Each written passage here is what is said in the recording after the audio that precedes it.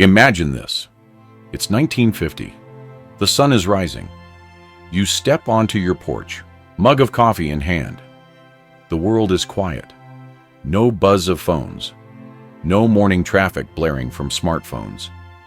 Just the sound of birds, the newspaper hitting your doorstep, and the distant laughter of kids walking to school. Now, fast forward to 2025. You're holding the same cup of coffee, but it's different. You're scrolling news, emails, and messages before you even say good morning to anyone. A smartwatch beeps, notifications blink. Alexa reads you headlines while you half listen. The world didn't just change, it transformed. In this video, we're not here to glorify the past or bash the present. We're here to remember, to compare, to ask, what did we gain with progress? And what did we quietly lose? This is not nostalgia. This is reflection. Because the elders among us, those born in the 30s and 40s, they remember a different rhythm of life. And maybe, just maybe, there are things we ought to carry forward.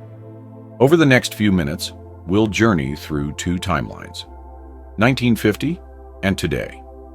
We'll look at family, work, values, technology, love, and loneliness.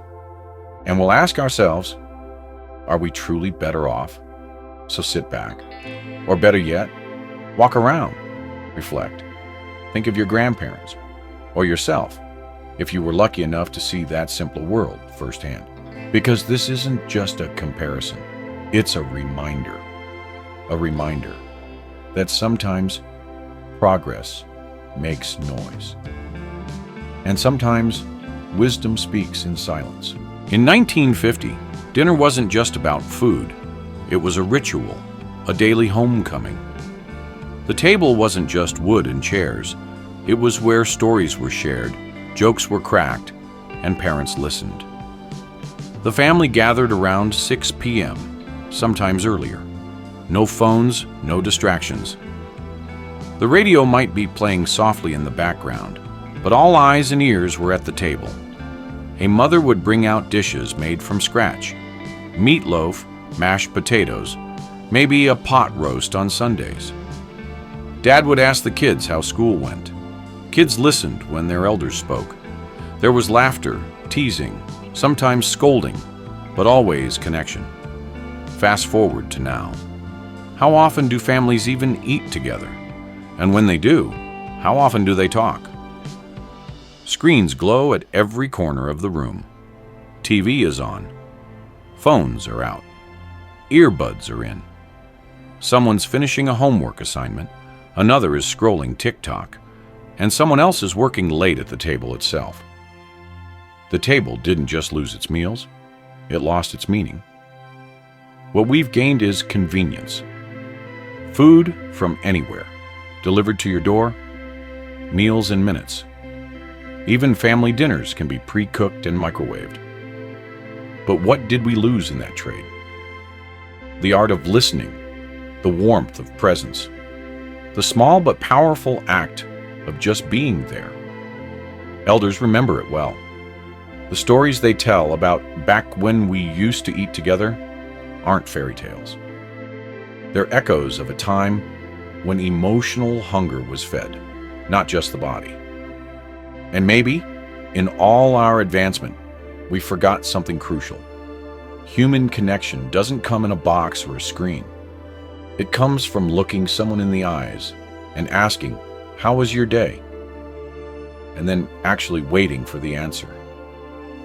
Let's not wait for nostalgia to remind us what we once had. Let's remember it now, and maybe, just maybe, revive it. Close your eyes for a moment and picture this. It's summer in 1950.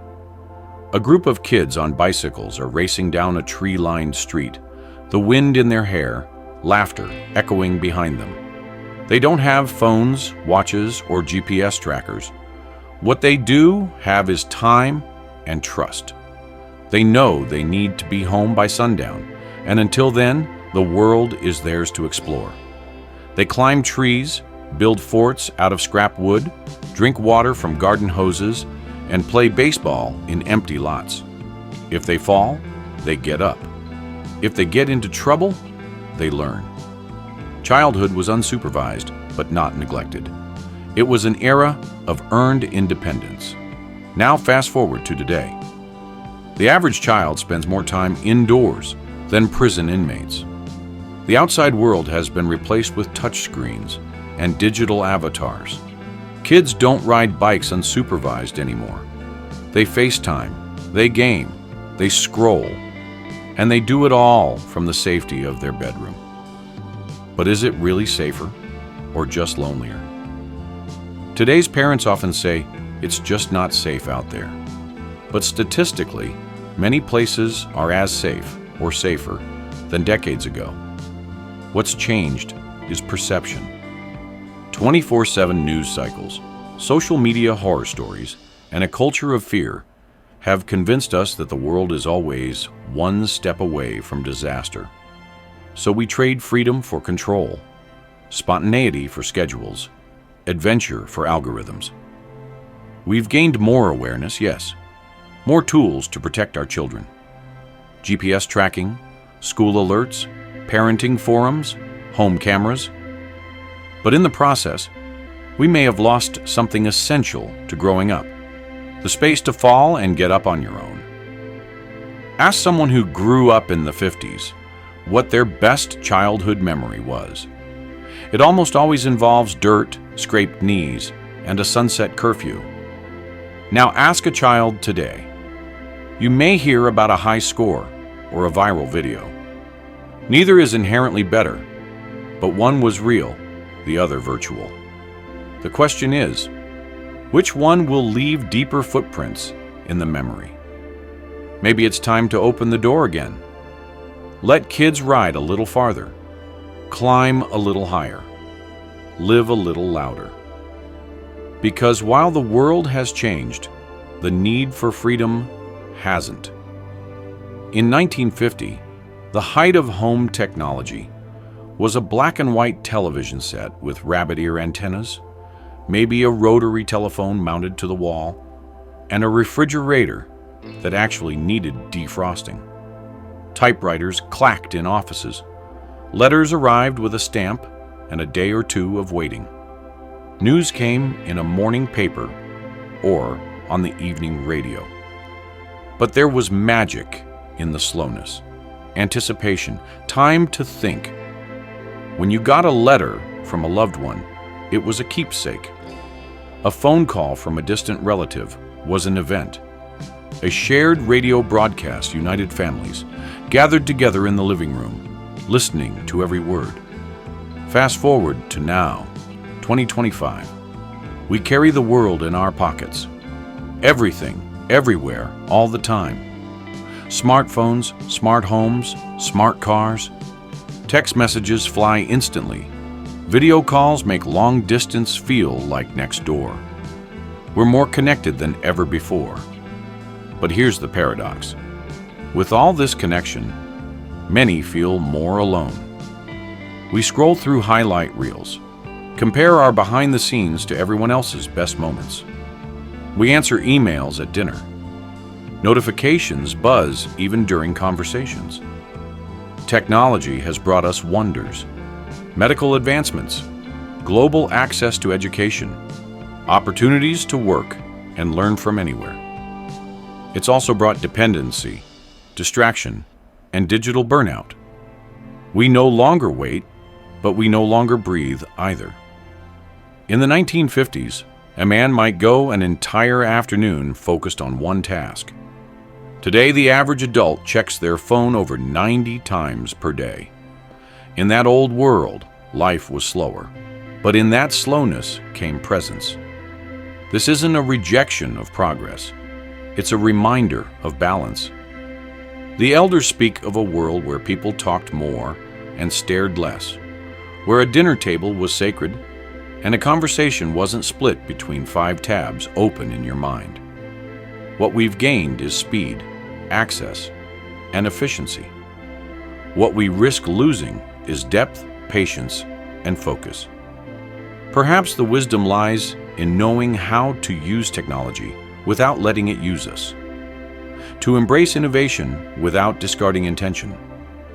As one elder once said, we built machines to save us time, then spent all our time serving the machines. The challenge isn't rejecting the modern world. It's remembering how to live fully within it. There's an old African proverb that says, "It takes a village to raise a child." In 1950s neighborhoods across America and much of the world, that wasn't just a saying, it was a way of life. Step out your front door and you'd see neighbors chatting over hedges, kids bouncing balls on the sidewalk, and the milkman doing his morning rounds. Everyone knew everyone. You could borrow sugar, ask for help fixing your car, or let your kids play at the neighbors without a second thought. In that time, community wasn't just physical, it was emotional. You attended local events, went to church or temple together, watched Friday night movies at the local drive-in. People showed up for each other. Fast forward to today. We live in a hyper-connected digital world, but often feel socially disconnected. You can have thousands of followers and still feel alone. We live closer together in cities, but we barely know the names of our neighbors. In the past, if you were sick, someone brought you soup. Today, you might post about it and get 100 "get well soon" comments, but no knock on the door. What we've gained is individual freedom. We're no longer tied to the expectations of the community. We can choose our path, our beliefs, our style, and even our circle. But what we've lost is the web of support that once held us together. The village has been replaced with independence, but sometimes that independence feels like isolation. Community meant accountability. It meant someone would notice if you were struggling. Today, we suffer quietly because often no one's watching closely enough to see. It's not all doom and gloom. New forms of community have emerged. Online groups, shared interest spaces, global friendships. But digital connection often lacks the warmth of a real handshake, a shared meal, or a knowing smile. So what do the elders say about community? Most remember it not just as physical proximity, but as emotional closeness. A world where your joy was shared and your burden was lifted by people who weren't perfect, but who cared. The path forward isn't turning back the clock. It's reviving the spirit of that village in a modern world. Reaching out, saying hello, checking in, opening the door, even just a crack, to let people in again. Because no matter how far technology takes us, one truth will always remain. We are wired for connection. And life is richer when we live it together. In the 1950s, life moved to the rhythm of the sun and the seasons. Days started with the chirp of birds, not the buzz of a smartphone. You woke up, made breakfast from scratch, read the newspaper, and stepped out into a world that didn't demand immediacy. There was time to breathe, time to think, time to talk. You weren't bombarded with 100 notifications before your first cup of coffee. You weren't expected to be reachable 24/7. The pace was human. Work ended when you left the office or factory. Evenings were for family dinners, slow walks, hobbies, or sitting on the porch watching the sunset. There was less doing and more being. Now, the modern world runs like a machine on overdrive. Our calendars are color-coded chaos.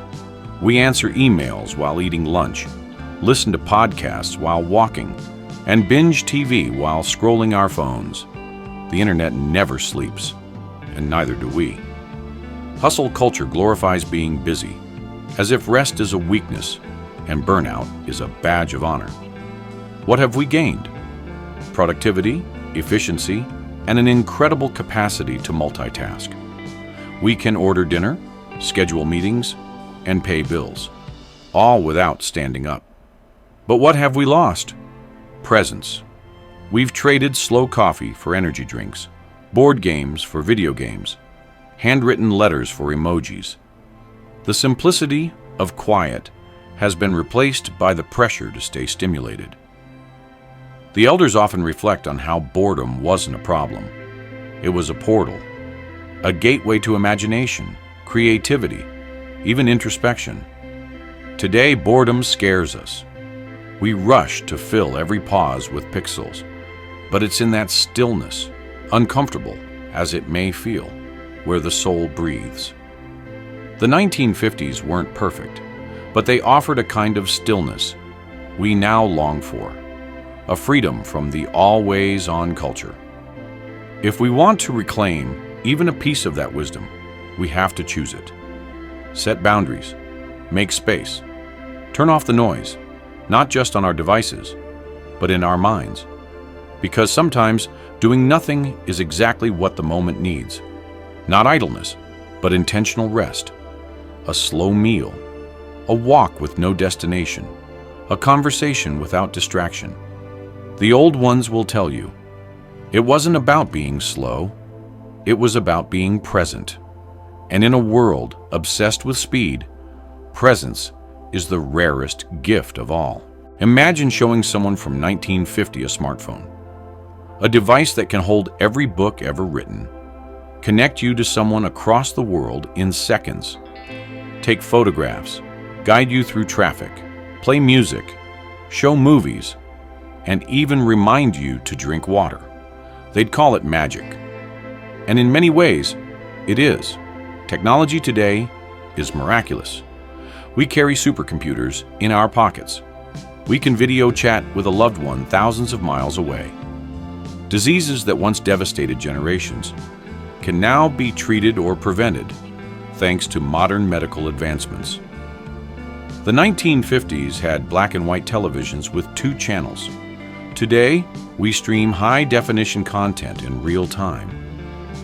Letters that took weeks now arrive as instant messages. You can learn a new language, build a business, or get a degree, all from your couch. But here's the paradox. The more connected we are, the more disconnected we feel. We scroll through highlight reels of others' lives while neglecting our own. We substitute emojis for real emotion. We're surrounded by Wi-Fi, yet starved for authentic human connection. In 1950, face-to-face interaction was the norm. People knocked on doors instead of sending texts. Conversations took place around dinner tables, not comment sections. Technology has given us convenience, but in many cases, it's stolen our attention. We've traded curiosity for algorithmic suggestions, serendipity for search engines, silence for notifications. The older generation often marvels at the convenience, but grieves the cost. They miss the eye contact, the spontaneity, the joy of being unreachable for a little while. What's worse, technology has created a generation that forgets how to be bored. We reach for our phones during every pause. We can't sit in a waiting room, a line, or a park bench without reflexively checking something. It's not that technology is evil, it's that it's neutral, a tool that can either enhance our lives or slowly erode them, depending on how we use it. The wisdom from the 1950s whispers, use it, don't be used by it.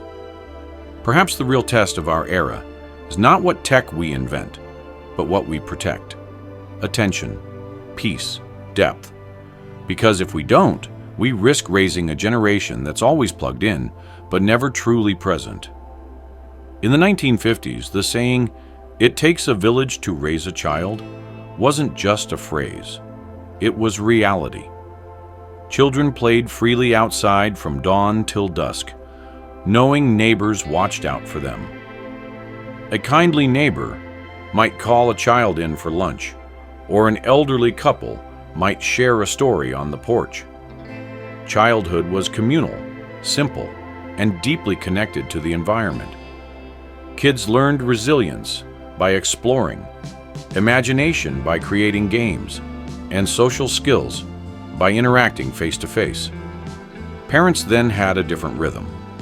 Without screens or instant distractions, family dinners were sacred. Stories were told, lessons shared, and respect for elders was ingrained through example and time. Contrast that with today's childhoods, where screens often babysit children, and the world is filtered through a digital lens. Playdates sometimes happen over video calls, and many kids grow up with more virtual friends than real ones. The safety of the village has been replaced by the surveillance of the screen, but paradoxically, many children feel more isolated. Parenting today comes with new pressures, balancing work, education, and the digital world. Parents wrestle with how much screen time is too much, and how to protect their children from the vast, uncontrolled internet. The pace of childhood has shifted from playful wandering to structured activities, from hands-on learning to online tutorials. Yet the old wisdom of the 1950s reminds us of the power of presence, community, and nature in raising balanced children. The lessons learned from neighbors, the trust built in outdoor play, and the simplicity of shared family meals can't be replicated by apps or algorithms. If today's parents can weave a little of that village into their homes, less screen, more green space, more stories told aloud, they might just raise children who feel deeply connected and resilient. Because childhood isn't just about growing up fast. It's about growing up whole. Picture a neighborhood block in the 1950s. People knew each other's names, faces, and stories. Children played together until the streetlights came on. Adults chatted over white picket fences, sharing news, lending tools, or inviting each other for a barbecue. Friendships were built on shared moments and real presence. Today, social life has taken on a very different form. While it's easier than ever to connect online, many wonder if we're truly connected. Social media promises friendship at the tap of a finger. But these digital bonds often lack the depth and warmth of face-to-face relationships. In 1950, friendships were nurtured through time and effort, meeting in person, sharing meals, helping each other through tough times. Those interactions built trust and emotional intimacy. Now, a like, a comment, or a quick message can substitute for a real conversation, but it rarely replaces it. The paradox is stark. We have more friends online than ever, yet loneliness is on the rise globally. Social media can foster comparison, jealousy, and misunderstanding, while the natural nuances of body language, tone, and empathy are often lost in text. The wisdom of older generations highlights something important, that social connection is about quality, not quantity. It's the shared laughter, the listening ear, the support through hardship that creates meaningful bonds. Maybe the challenge today is to blend the convenience of modern communication with the authenticity of traditional relationships. Face-to-face meetups, handwritten notes, and genuine acts of kindness have timeless value that no technology can replace. As we navigate this complex social landscape, remembering the roots of human connection can help us reclaim a sense of belonging and community. Work in the 1950s was often a physical, place-based endeavor. factories, farms, offices where people clocked in and out in person. The pace was steady, with clear routines and defined boundaries between work and home. Most people stayed in one career or with one company for decades, building loyalty and a sense of security.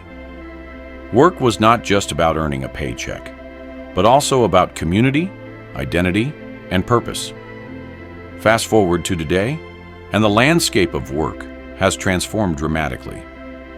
Technology has enabled remote work, digital communication, and an always-on culture that blurs the lines between professional and personal life.